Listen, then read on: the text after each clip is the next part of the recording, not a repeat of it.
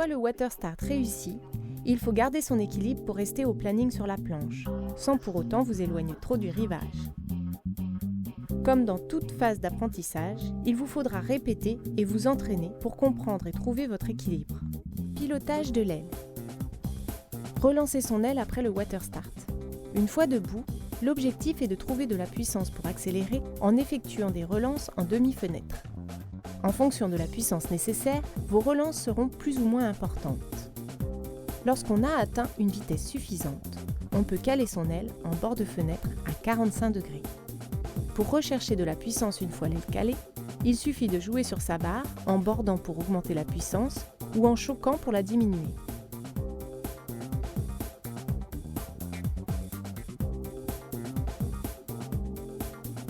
Si cela ne suffit pas, relancez à nouveau votre aile pour rechercher plus de puissance.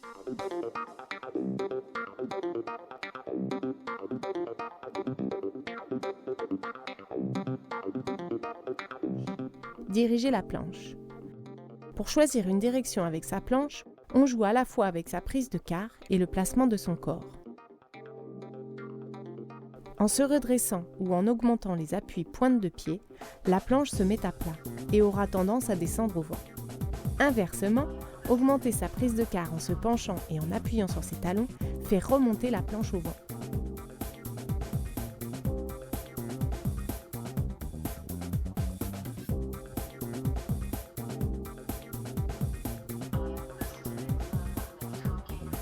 L'équilibre sur la planche est maintenu par un jeu d'opposition entre la prise de quart et la traction de l'aile. Mais la position du rider est primordiale. Une position fléchie, cheville, genou, hanche, vous permettra de rester disponible pour gérer votre équilibre. Pensez à garder votre aile calée à 45 degrés pendant votre bord. Dosez sa prise de quart pour rester en opposition. Pour maintenir une traction dans l'aile, il faut rester en opposition avec sa planche. La prise de quart peut être plus ou moins prononcée pour augmenter ou diminuer son appui dans l'eau. Une fois bien assis dans le harnais, on peut augmenter sa prise de quart en se penchant en arrière et en enfonçant les talons dans l'eau. Pour diminuer cette prise de quart, il faut se redresser en fléchissant d'abord les genoux, puis en se relevant légèrement. Erreur fréquente. Restez en appui-talon forcé. Si vous maintenez votre appui-talon, vous remonterez au vent et diminuerez votre vitesse jusqu'à l'arrêt. À vous de garder une prise de quart judicieuse pour garder suffisamment de vitesse pendant votre bord. Cet appui-talon forcé peut également survenir suite à un déséquilibre arrière. Ne pas relancer correctement son aile. Si vous ne relancez pas suffisamment votre aile après votre water start, vous risquez de vous arrêter. Vous ne relancez peut-être pas correctement votre aile, car vous vous cramponnez à la barre.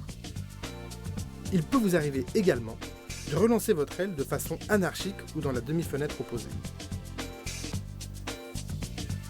Dans ces cas, relâchez vos bras, pilotez correctement votre aile, puis anticipez pour faire des relances régulières et obtenir une traction constante. Être trop en appui sur une jambe.